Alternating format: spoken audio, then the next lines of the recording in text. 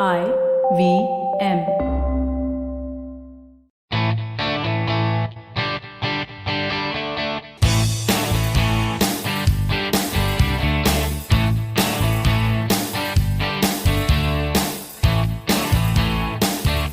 Hello and welcome to a brand new episode of the Musafir Stories, India's very own travel podcast, where each week we share the journey of travelers in their own words and relive their experiences with you, our listeners.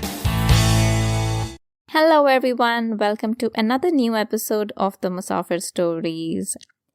Today, Sagar Senapati, a travel enthusiast who runs the blog Travel Safar or Hum, takes us to a historical town in Maharashtra. Hop on to the episode and find out more. If you're a cricket fan, check out Edges and Sledges, India's favorite cricket podcast. The podcast focuses on Indian cricket, the IPL, and has a ton of banter both on and off the field. We talk about the week's biggest cricket stories with current and ex-international cricketers, coaches, or sometimes just between us. And it's hosted by me, DJ. Me, Varun. And me, Ashwin. New episodes release every week. You can catch us on the IVM Podcast's website, app, or wherever you get your podcasts from. Check out the Edges and Sledges Cricket Podcast. So with that introduction, we'd love to welcome Sagar Senapati from the blog Travel Safar or Hum. Hi Sagar, welcome to the Musafir Stories. Hi Sagar. Hi guys. It's a pleasure, and I know we've been chatting for a while, so glad to have you on the podcast finally. Now Sagar, as we usually do with the Musafir Stories, why don't you tell us and our listeners where you're taking us to today? Yeah, so guys, this time I am going to take you to Aurangabad, a city, a district which is famously known for is UNESCO World Heritage Sites, which is located in Maharashtra state, and which has history deep rooted from Buddhism to Mughal era. Okay, nice. So Sagar, in terms of orientation, if one has to start off their journey from Mumbai, where does Aurangabad fall?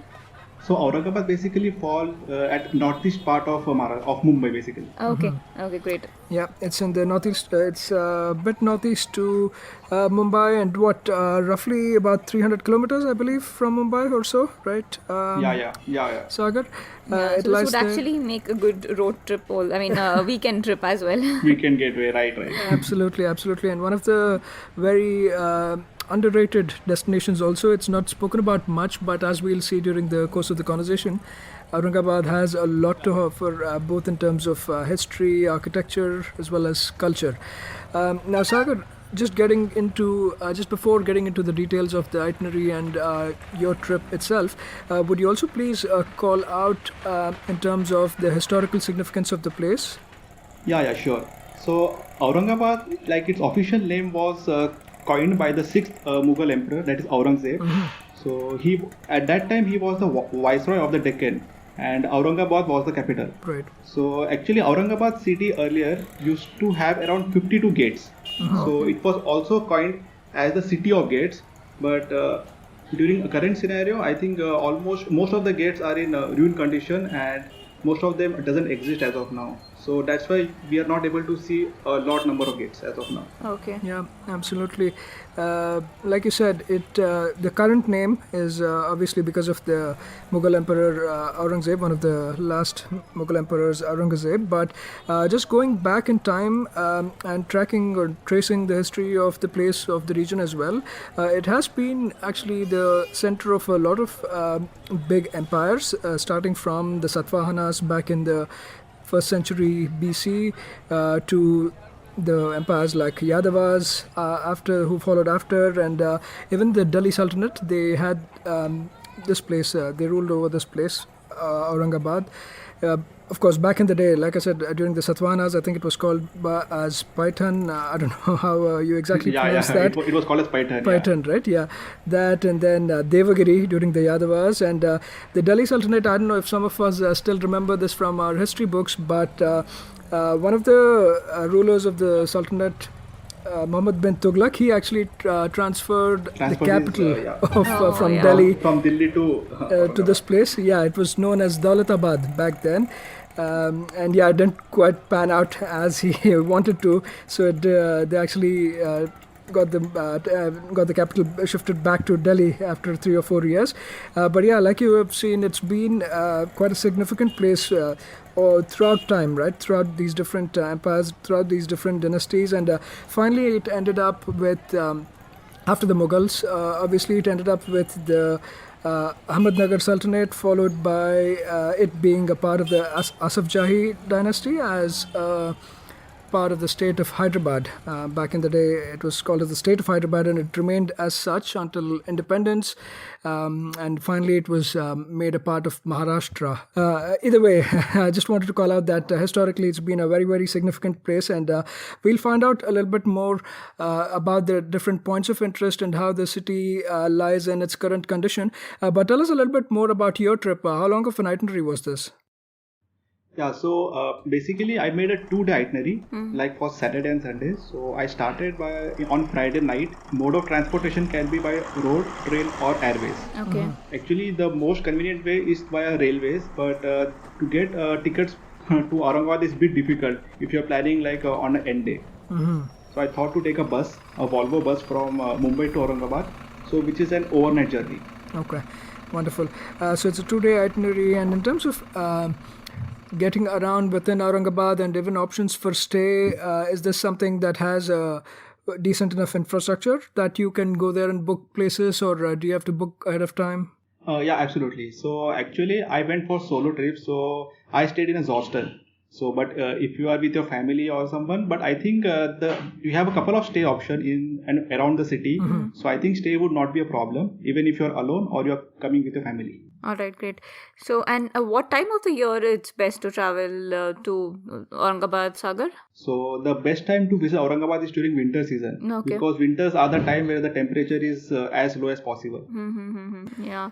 Yeah, so we are all set and a 2-day itinerary. So why don't you go ahead and tell us what you did on the first day?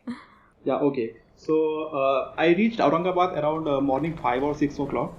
So I checked into my hostel, and then on the same day I planned to visit the Ajanta Caves.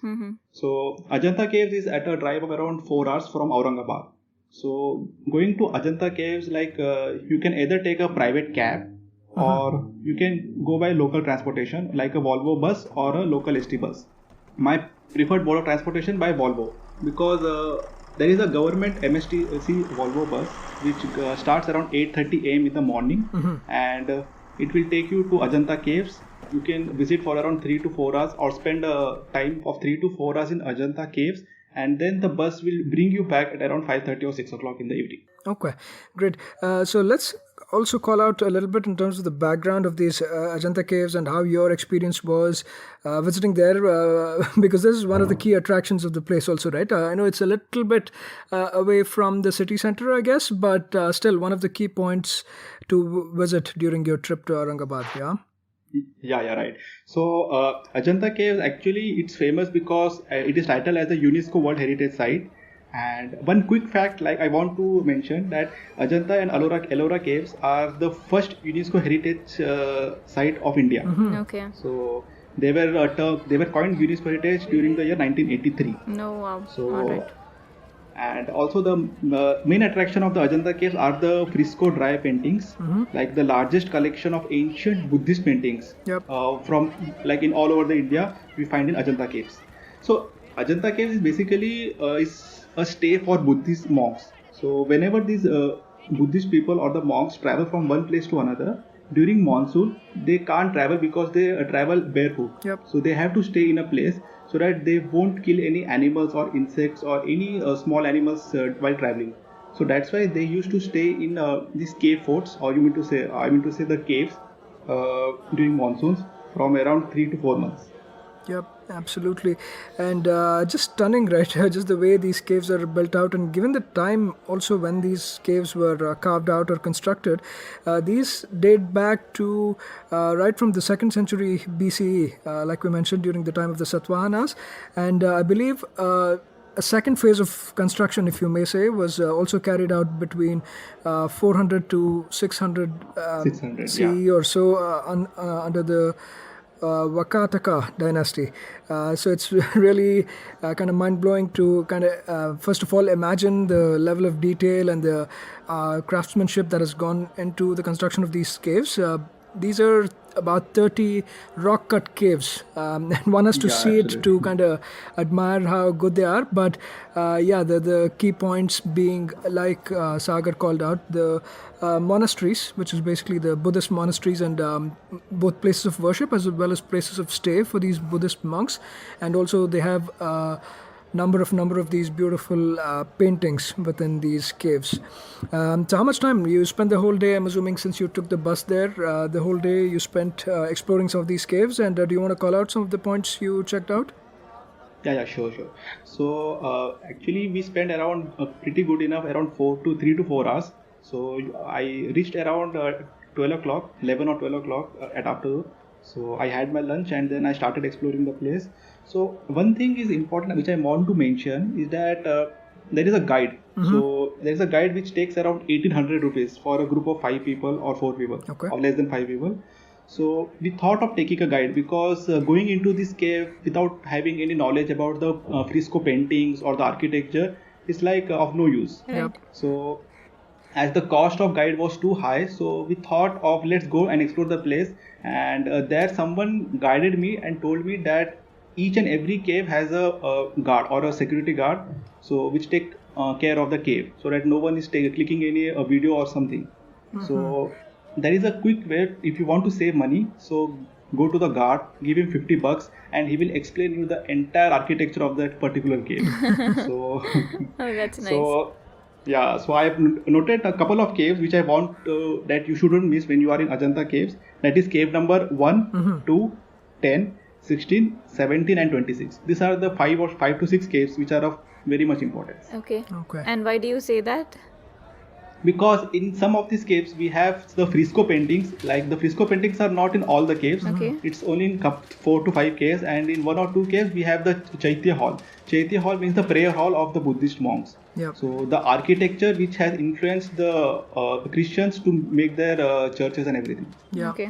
absolutely. And it's quite a sight, right? These Chaitya halls. You almost feel like you're in a church, but obviously the architecture and everything is very Buddhist in nature, with all of these sculptures of Gautam Buddha, obviously, and then also these bodhisattvas, along with these fresco paintings on the walls. So it's really a sight to kind of behold.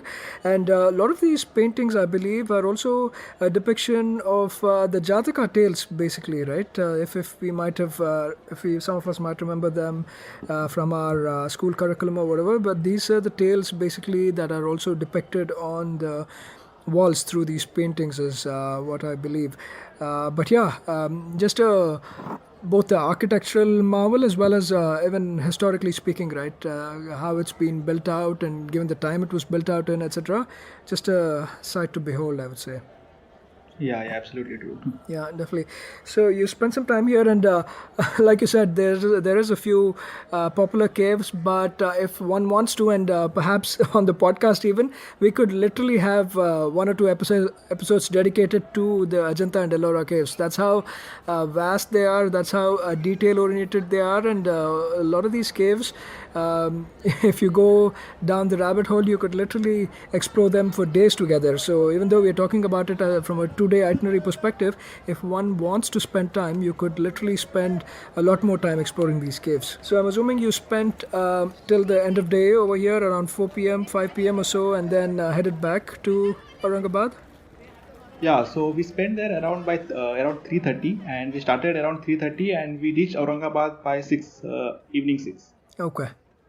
So for this day, was it all in terms of points of interest that you covered, or did you have anything else planned? So actually the first day was totally dedicated to Ajanta caves. Okay. So the main part of Ajanta cave is the transportation, because Right. the roads are not pretty much good as we think. So that's why it took around 3 to 4 hours to come from Aurangabad to Ajanta and backport. Okay. All right. Okay. So the one first day is done. So what did you do on the next day, Sagar? Yeah, so the next day is a very long day for me and also for Aurangabad, I think. So for next day, I thought of taking a same Volvo bus so which cover a couple of points in Aurangabad and Ellora Caves. Okay. So, but the major drawback was that the bus don't take you to the Devgiri Fort, which is also a major attraction. For that reason, I didn't took the Volvo bus. Instead, I took a auto rickshaw Okay. for hire for the entire day. So the auto rickshaw costed me around $800. So I started around 7:30 or 8 in the morning, and the first point which I went for the second day is the Krishneshwar temple. Okay. So Krishneshwar temple is also near Ellora Caves, which is around 30 kilometers from Aurangabad. Okay. And the significance of this temple is that it's one of the 12 Jyotirlings of Hinduism. Yeah, and coming to bit history about this temple, the original temple which was there was destroyed by Delhi Sultanate Okay. during 13th and 14th century. And after that, the temple went through several rounds of rebuilding, followed by re-destruction during Mughal and Marathas conflict. The latest temple, which you can see now, is of 18th century and which was built by Queen Ahilyabai Holkar of Indore after the fall of Mughal Empire.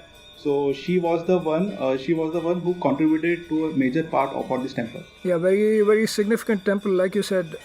One, because it's obviously a part of the 12 Jyotirlingas. The others important ones being the great temples at Somnath, to even some of them in Omkareshwar and Kedarnath and things like that. But basically, these are spread out across India. And the Krishneshwar temple is one of them in Maharashtra. And to Sagar's point as well, that it's been going through a lot of cycles of destruction and reconstruction, and again being defaced during these conflicts. But Ahilyabai Holkar, right, she was actually very instrumental, even though she was in Indore, she was very instrumental in building a lot of these temples, including the one, I forget the name, very popular one in Varanasi. Was it the Vishwanath temple? Yeah, it's the Kashi Vishwanath temple. Kashi Vishwanath temple, right? Yeah, even that was constructed by Ahilyabai Holkar. So she had been a patron of a lot of these great temples, including the Krishneshwar temple here in Aurangabad. How much time did you spend here? Yeah, so as it's one of the Jyotirlings, so obviously it will be crowded by most of the local people and around the place. So it's better and it's advisable that you cover the Krishneshwar temple before visiting the Ellora Caves. Because once you go in the morning itself, the crowd would be less as compared to the crowd which comes after 8 or 9 o'clock. So I spent pretty much good around an hour or something. And frankly speaking, the temple was almost empty. Oh, good. Good for you. Awesome. So from here, you're back, I guess, you had the auto for the day. So what is your next stop? So from Krishneshwar temple, I went to the Ellora Caves, the famous Ellora Caves, which is also UNESCO World Heritage Site. Right. So I think the Ellora Caves is famous only for one temple, or you can say the one rock cut architecture, that is the Kailasnatha temple.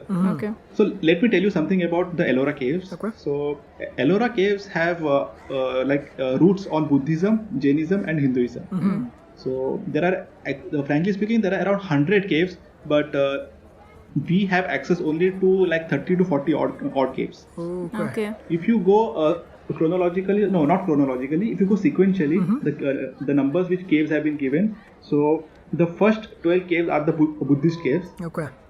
Then we have around Hinduism caves from cave 16, and then at the end we have Jain caves. Okay. So you start from the Buddhist caves. So the Buddhist caves are more or less same as kind of the caves in Ajanta which we have seen earlier. Right. And if you have seen Ajanta caves and you come here and see the Buddhism caves of Ellora Caves, I think you would not be that much pleased, because you have seen far much great architecture and miniature in Ajanta caves. Right. Okay. Yeah, so the main attraction is the Kailasnatha temple, so which is the cave number 16. So and this is the major attraction of Ellora Caves. So it is said that the cave is built from an entire stone in upside down manner. So that's a breathtaking view which I have noticed there. And frankly speaking, I spent around 10 to 15 minutes just to see the architecture from up till down. Wow, so okay. That was the moment I can't forget. Yeah, absolutely. And just in terms of the way it's built also, right, there's also it's also believed that it's built to replicate the Mount Kailash. Right, that's also Yes, one of the yes. beliefs, and yeah, it's an architecture marvel. That's all I could say, especially given the size of it, and also you have some beautiful carvings of elephants and things like that around the area. Also, that's been done, and a number of smaller shrines also around this cave 16 that you're mentioning, which is the Kailash Natha temple or Kailash temple, as it's popularly known. Yeah. Yes, yes, and also we have like the entire panel of Ramayana and also an entire panel of Mahabharata. Okay. We have the 10 avatars of Vishnu, then the as shrine dedicated to Ganga, Saraswati, everyone. So in fact, we have all the god and goddess here, Oh, nice. Yeah, very interesting. all carved in stone. Yeah, absolutely.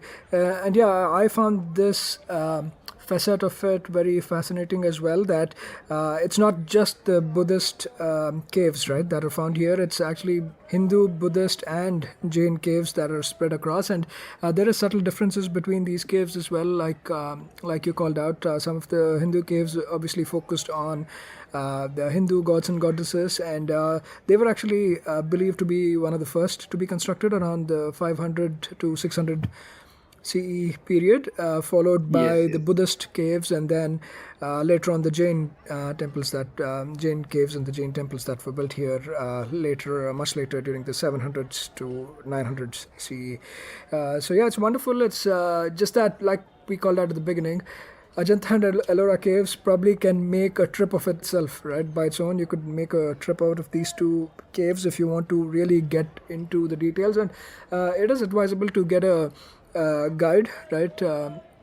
I guess a certified guide, so you can know about the intricacies of the architecture as well as the differences, subtle differences, and sometimes also stark differences between these different caves, like the Hindu, Buddhist, and Jain caves.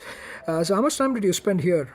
Yeah, so I spent a pretty well around 4 to 5 hours in Ellora Caves, because the Kailash Natha temple alone took around 45 minutes of my time. Right. Yeah, One more point I want to mention, that this after Buddhism then came the Hinduism temples, and then we have Jain temples. So Right. these Jain temples are bit far from the Ellora Caves. Like you have to take a bus to go till there. Like they have an internal bus system of government. Okay. So which will take around 5 to 10 minutes to reach the Jain caves, and then you can explore the Jain caves and come back again near the Kailash Natha temple, which is the exit side. Okay. And what do you find in the Jain caves? Can you describe it to us? Yeah, so in the Jain caves, they have the structure of Tirthankars. Yeah, so but the Jain caves are not in as good condition as the Hinduism and Buddhism caves. So people mostly avoid to go to the Jain caves, because it takes almost an hour or something to go and come from Jain caves. Okay. right. Yeah, and it has a lot of these depictions of the 24 Tirthankaras, like you're Yeah, mentioning, yeah, right? I yes. think that's the standout feature, and what is a little different from the Hindu or the Buddhist set of caves. But I was also fascinated by the fact that a lot of these caves, right, they have not just the monasteries and the prayer halls and things like that, but also these were serving as the quarters for all these monks who were staying, right? So sleeping quarters, kitchens, and living quarters and things like that, those were also present. So that kind of adds to the mix as well, that it's not completely just say focused on monasteries or prayer halls or temples predominantly, but it also had these living quarters, etc. So that is also quite fascinating to watch and explore. So wonderful. Now, One more thing. yeah, One more thing I want to mention, that in Ajanta caves, all the caves were of only single. Like you don't have a 2-floor or 3-floor story. But once you come to Ellora caves, there are a couple of caves which have around 2 to 3 floors. Oh, wow. Like you have to go up and down. So that's a differentiating factor between Ajanta and Ellora caves. Oh, that's interesting. yeah, absolutely. No wonder you spent 4 to 5 hours, which is Yeah. I think one of the longest stops during your journey here. But where from Ellora Caves? Like, what is the plan after this? So after Ellora caves, actually it was around 1 o'clock or something when I finished completing the Ellora caves. Then I went to see the Aurangzeb tomb. Okay. So Okay. as I told you earlier, that Aurangzeb was the emperor of Aurangabad, through which the name of Aurangabad came into place. So the tomb of Aurangzeb is located while going from Ellora towards Aurangabad. Okay. So it's a small place, and the tomb is bit off-road while going from Ellora Caves. So if you are coming by a private vehicle or you have your own vehicle, then only you can go to this place. Otherwise, if you are coming by Volvo, then it's not possible. Okay. Okay, so that's advisable to plan ahead of time, right? If you're planning to visit here, better have your own transport or I guess hail a auto ride like you did. Yeah. That should be possible. So actually, telling something about this Aurangzeb's tomb. So actually, this Aurangzeb tomb is not famous as the Humayun tomb or the Akbar tomb. Sure. The main reason for this is because Aurangzeb, before he was dying, he told that his burial place was to be made from the amount which he earned by stitching caps during the last years. Oh. So that's why the tomb is remarkably simple Okay. in keeping Aurangzeb's own wishes. And later on, one of the British viceroy make the tomb with full of marble, and then it was decorated with marble windows and all everything. Oh. Okay. So the initial structure is a very simple one. Yeah, very simple. Okay. So frankly speaking, if I tell you in the term of amount, so the amount was around 14 to 15 rupees at that time. Oh. Wow, yeah, and one could imagine, right? This is the same Mughal emperor who comes from the family of Shah Jahans and others who are actually known to splurge on buildings and tombs and mausoleums. So that's quite surprising. And yeah, it's even going by the structure itself. Like you said, it's not very flashy at all. It's very, very kind of going by his wishes, I guess. Like you said, very, very simple and elegant after a little bit of touch-ups that were done by the British governor whose name you mentioned. So how much time did you spend here? I spent hardly around 10 to 15 minutes, that's all. Okay, okay. And what's the next closest point of interest from after visiting Aurangzeb's tomb? Yeah, so after Aurangzeb's tomb, I had my lunch and then I went straight to Devgiri Fort or the Daulatabad Fort. So all this comes when you come from Aurangabad to Ellora Cave. So this come on the way while going from to and fro Aurangabad to Ellora. Yeah, tell us a little bit more about your experience visiting the Daulatabad Fort or the Devgiri Fort. Yeah, okay. So actually, initially the fort name was Devgiri Fort, as you already mentioned at the start of the conversation. Yep. So Devgiri Fort was Devgiri was the capital of the Yadva dynasty, as you mentioned, and it was taken by the Delhi Sultanate during the rule of Alauddin Khilji. Okay. So in 1327, it was the capital, as you have already told. It was shifted from Delhi to Devgiri and then again back to Delhi during the reign of Muhammad bin Tughlaq. He took a year of around 7 years to decide that Devgiri was not the perfect capital, which has to be shifted back earlier. Okay. So at that time, the fort was named Daulatabad Fort. Otherwise, it was earlier named as Devgiri Fort. Okay. Right. Okay. So they say that the Devgiri Fort was unconquerable. So because the fort has only one entry and one exit. Normally forts have some 2 to 3 hidden exit and also 2 to 3 entries. Right. But this fort has only one entry and one exit, which makes it very difficult to conquer. And also once you enter the fort, there is a dark passage, which they say. So I was also a bit conscious to go into the dark passage or not. So it's kind of passage which will lure the enemies. Like if you come to the passage, you don't know which path to take. It will have multiple paths, and you end up going to wrong path, and you will be defeated. Oh. That's how the passage was designed. That's interesting. And also, to your point, I also remember you calling this out in your blog. It's a good tip to carry a torch to a lot of these places, right? Especially the caves from Ajanta and Ellora. Some of them, a torch might be handy, as well as like passages like these, the tunnels like these that you're mentioning. Yeah. It might be handy to have a torch to explore those further. Awesome. What else did you explore within the Devgiri Fort or the Daulatabad Fort? Yeah. So once you enter the Devgiri Fort, you have a structure called Chand Minar, which they call. Yep. So it's like a tower resembling exactly the Qutub Minar of Delhi. So the Chand Minar is in very much good condition when you go and see. So, and also there is a Hind Mata temple near the Minar, which is almost destroyed because the temple is in ruins as of now. And these two structures are there while entering the fort.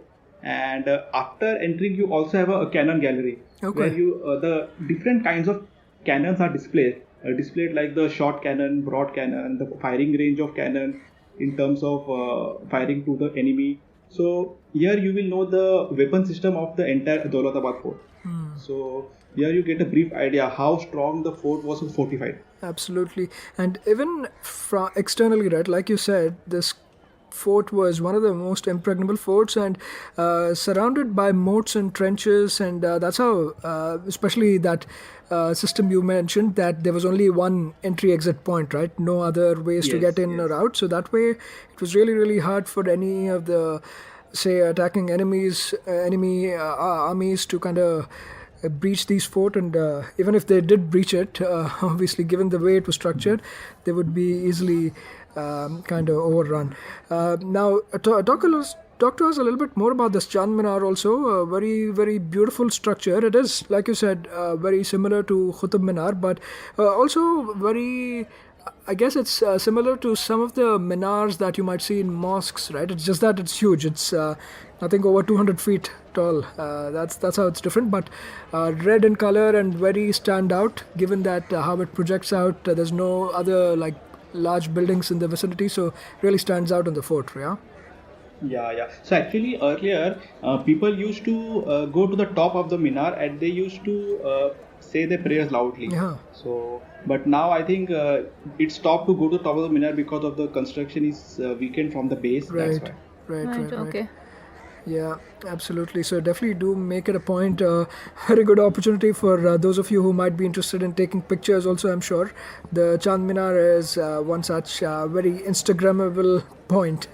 So make sure to take your pictures out there. And any other structures or points within the fort you'd like to call out before we move to the next point of interest? Yeah. So after you cover the Chand Minar and the cannon gallery, so as you already mentioned, we have a trench which you cover and then go to the main fort. So after the trench comes the dark passage, and through the dark passage you will enter to the main fort, that is the top of the fort. Okay. So once you reach from the top of the fort, you will get the aerial view of the entire fort or the entire perimeter or vicinity. So, and as of now, most of the fort is in ruin state, but still you will get a flavor like how the era would look when the fort was in full of its glory. Yeah, absolutely. And very significant fort also, right? Like we touched upon the history a little while earlier, and it's exchanged hands obviously between different rulers too. So all of that will be kind of visible, even though the fort seems to be in a state of ruins in some parts. So wonderful. Now thank you for taking us through the fort. How much time did you end up spending at the fort? Yeah, so if you're planning to go till the top of the fort, as I told, so it will definitely take around 3 hours of your time. Okay. But if you plan to just touch the base like till Chand Minar and then come back again, then it's 1 hour is more than enough. Okay, wonderful. And just also to call out, right, Sagar, you've visited a lot of these places. In terms of prices or tickets, basically, right, the entry fee, is that all affordable, or how are those priced? Yeah, it's very much affordable. So the Daulatabad fort entry fee was around 25 or 30 bucks, as I remember. And similarly goes for Ajanta caves also. It was around 40 rupees around. And similarly go for Ellora caves. Because it will maximum cost around 50 rupees, that's all. Okay. Nice. Wonderful. Awesome. Thank you for pointing that out too. Now, what point next after you've finished spending time at the Daulatabad fort? How much time did you have left, or did you have any time left at all? Because it's been quite a long day. Yeah, it was a long day. So it was around 4:30 or 5 o'clock in the evening. So, and I definitely kept the most precious piece of heritage at the late evening, which is the Bibi Ka Maqbara. Okay. So as we all have seen the Taj Mahal in Agra, so on the similar line goes the Bibi Ka Maqbara, which is a kind of replica of Taj Mahal. Okay. And it is built by Aurangzeb for his first wife, that is Dilras Banu Begum. Okay. So Aurangzeb used to have a lot of wives, but Dilras Banu Begum was very much close to Aurangzeb. Okay. So this monument resembles Taj Mahal, but it's very small in size as compared to Taj Mahal. And one interesting fact about this Bibi Ka Maqbara is that the Bibi Ka Maqbara is made by the architect who is the son of the main architect of Taj Mahal. Oh, wow. Okay. So you know that it's in the gene of the architect who made Taj Mahal and Bibi Ka Maqbara. Right. Interesting Yeah. to know that. Not Yeah. just so, because basically Taj Mahal was also made by Aurangzeb's father, right, Shah Jahan. So there's that Right, connection, right. not just at that level, but even the architects were connected. So that's keen. That's a good thing to know. And yeah, like you pointed out, almost looks like a miniature version of Taj Mahal, right? With the four spires in the four corners and the central structure, the mausoleum, I assume, with the dome and everything, which is very similar to how Taj Mahal is structured, also. Yeah. Yes, absolutely right. And also one more point I want to mention, that Aurangzeb earlier plan was to make like Bibi Ka Maqbara as grand as Taj Mahal. That his plan was to make it as big as Taj Mahal, but due to monetary conditions, because Aurangzeb was a person who used to spend a big chunk of money in military. Yeah. Okay. So the amount which he used to have for other activities, for building other monuments or something, was limited. So that's why he was not able to build a monument as big as Taj Mahal. Okay. Yeah. Very, very a lot of similarities between the two structures, not just in terms of how they look, but also the reason, I guess, they were built for, right? Even in case of Taj Mahal, it was built for Shah Jahan's wife, in memories of his wife Mumtaz Mahal or Mumtaz Begum, and here in case of Aurangzeb, in the memory of his wife Dilraz Banu Begum, like you said, and I believe she did pass away after delivering their fifth child. So very, very interesting points here, right, to kind of take note of. And one of the iconic points in Aurangabad also, right, the structure, the Bibi Ka Maqbara, as it's called, one of the iconic points, and again, Instagrammable points, I would say, given the sheer beauty of the place. I know it's smaller in size compared to Taj Mahal, so not as grandiose, I would say, but definitely as elegant. Definitely matches it in terms of elegance. Yeah. Yeah, and I would definitely recommend to witness a sunset near Bibi Ka Maqbara. It's like beautiful, very, very beautiful. Oh, Yeah. okay. Absolutely, very similar in terms of the color also of the structure, right? It's built from Jaipur marble, I believe, and Right. maybe not. I don't know. It's, I guess it depends, but maybe not as white and pristine as the Taj Mahal, but still, I would definitely say it's comparable in terms of beauty. So wonderful, and you spent your time and kind of signed off on the trip also at this note, I'm assuming, given that it's almost sunset at this point. Yeah. So this was my last point, and I spent pretty much enough time around till 7 o'clock or something, because there was nothing to do for me after this Bibi Ka Maqbara. So I spent time here till around 7 or 7:30, and then I came back at my night bus, which was around 10 o'clock from Aurangabad. Okay, wonderful. Any other points of interest that you couldn't touch upon that you'd like to call out, Sagar? Yeah, sure. So like I was having a 2 days time, so I covered as much as possible. So if you have a day or more in your hand, then there are a couple of places around Aurangabad. That is the Aurangabad Caves, which is one place. Then Panchakki, which is also a small place around the lake. And then Chhatrapati Shivaji Museum, where you will get to know more about the history of the entire place. And yeah, I think that's all, I think. Okay, yeah, interesting. Like you called out, it could easily be beyond the 2-day itinerary or a weekend itinerary, right? If somebody has a week, definitely do spend more time exploring the Ajanta and Ellora caves. And I found this also very interesting. The Aurangabad caves, like you said, right? Much smaller in size, obviously, but very similar to these other sets of caves you saw and built between the 6th and 8th century AD. So quite old in terms of the caves, and it's a bit different, not obviously exact replicas of the ones built in Ajanta and Ellora. They're a bit different, but definitely do check them out if you have extra time. And a couple of interesting points I saw, even in terms of just visiting within the city, right? I heard or read about this Tara Pan Center, a place that serves pan. That seems to be very popular among YouTubers and other celebrities visiting there as well.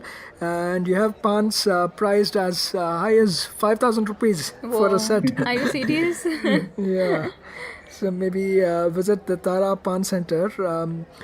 Very secretive, I don't know if I should call it the recipe or the nuskha of the pan, apparently, and it's been passed down from generation to generation. So definitely check that out. And Paithani saris also, I hear, are kind of the peculiar and famous. Yeah, go on. So actually, Paithani is a Maharashtrian tradition sari, so which is worn by a married woman especially. Right. So the Paithani saris are made here also and near Yeola also. It's a small village near the Aurangabad. Right. So these are very famous, and it's as famous as different state sarees or different culture sarees. So yeah, it's one of your shopping center for ladies actually. Yeah, absolutely. And I believe you can even shop saris that can go up to 1 lakh. So if you want to splurge on shopping and on saris, you could do that too. And a couple other things of note. Barkatti stall apparently is also a popular joint if you want to go like late in the night and get some chai. And there's also this popular Salim Ali lake, right? Named after the Birdman, Salim Ali, I guess. So that's another point that you could spend time depending upon your interest. And there's also the Shivaji Vastu Sangralaya, right? The museum, like you said, that's an important point. Right. So a lot of points can easily turn into a week-long itinerary, right? I know you suggested a weekend itinerary, which is ideal and optimal. But if you want to spend more time, Aurangabad does have these points of interest, both from historical and cultural and even from a religious perspective. There's so many important points, but yeah, very, very underrated is all I would say, because before I started digging deeper into it, the only things I knew about was the Ajanta and Ellora caves, but there seems to be so much more to this place than just those, yeah?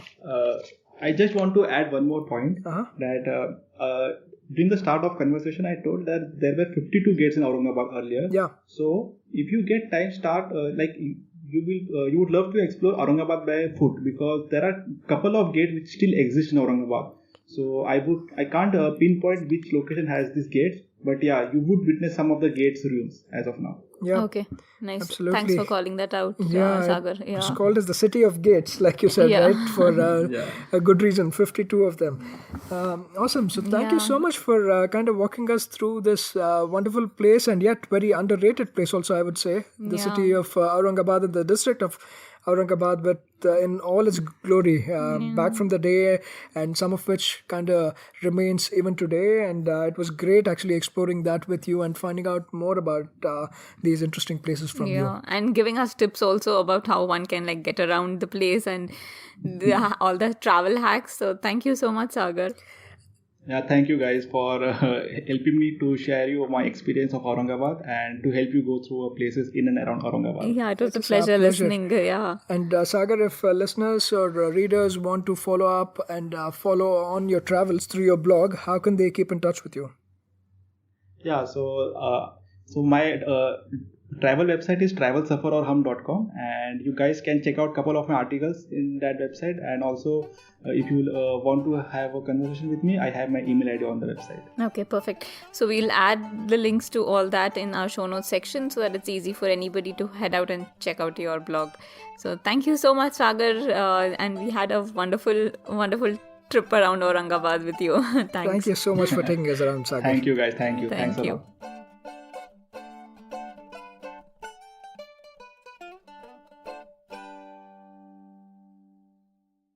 That was yet another great episode on the Musafir Stories.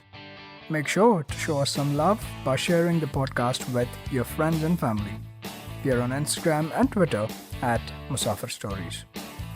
If you like this podcast, don't forget to check out other interesting podcasts on the IVM network. You can listen to us on the IVM podcast app or the website. Follow us on our social media. We are at IVM Podcasts on Twitter and Instagram. there's a quick survey to fill out on ivmpodcast.com/survey. It lets us know a little bit more about who's listening to us. And you know what? We're going to do a few prizes. So, we'll do a random drawing of maybe 10 people and we'll send you all some swag. Remember, that's ivmpodcast.com/survey where you can fill out the survey. Hello, it's been another great week on the IVM Podcasts Network. On Think Fast, Varun and Suchita talk about how the podcast industry hit the 1 billion mark. On Big Talk About Tiny Humans, Devi Shobha and Meghna address video game addiction in children. On The Longest Constitution, Priya explores the limits of free speech. On All Things Policy, the Takshashila folk discuss various aspects of the Indo-Pacific Economic Framework, or IPEF. And on Football Twaddle, Saru, Baru and Yash analyze Real Madrid's UCL win. We've got some exciting news for you. IVM Podcasts has just launched its merch and our first line is out now. Head to the IVM Podcasts website and click on the shop tab to check out our first collection of t-shirts. Do follow us on social media. We are IVM Podcasts on Twitter, Facebook, Instagram and LinkedIn. And remember, if you're enjoying this show or any of our other shows for that matter, please do tell a friend. Also, don't forget to rate us on any platform you're listening on. And you can also check us out on YouTube. We're also doing a small listener survey to better understand how you respond to our shows and advertising on the network. We would really appreciate it if you could spare a few minutes to fill it out. It helps us build better shows for you. And finally, we would like to thank our sponsors this week: SBI Life Insurance, Jupiter, a digital banking app, Capgemini, get the future you want, Intel V Pro, built for business, and Intel, future banao wonderful with Intel powered laptops.